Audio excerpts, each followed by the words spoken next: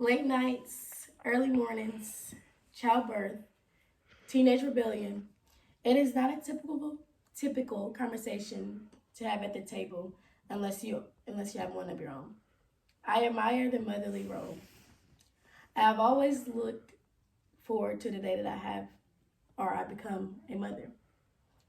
Around age 5, my parents and close family members will always compliment me on how well I take care of others, even though I was really young myself.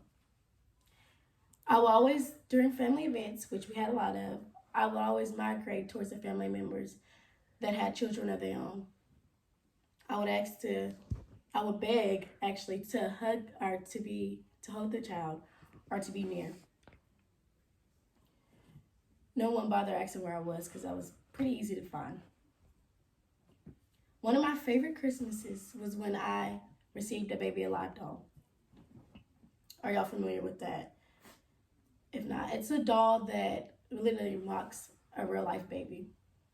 With this doll, you can feed the doll, you can burp it, you can change the baby diaper, or it comes with a car seat and a stroller, the whole 9 yards. You're basically like a mother, and I enjoyed every bit of it. My mother would often ask, "You think you're grown, don't you?" And I did.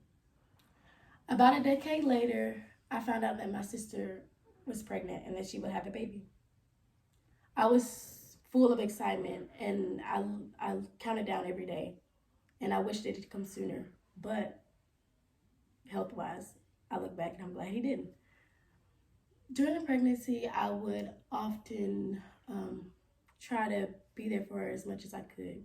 I would ask her have she taken her medicine, if she was hungry, or if she needed anything. I wanted to be there. After she had the baby, there were some school nights where I stayed up or I would try to sleep lightly just so I could help throughout the night as if she didn't have it herself.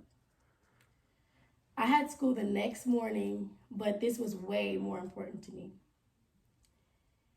Even throughout college, I still find myself migrating towards children and try to practice the motherly role.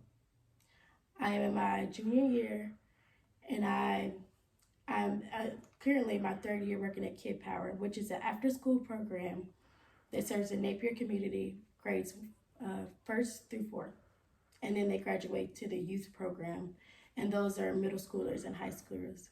I love my teenagers. Through the rough times, the taboos, unforgettable memories, I think mothers have the coolest job ever.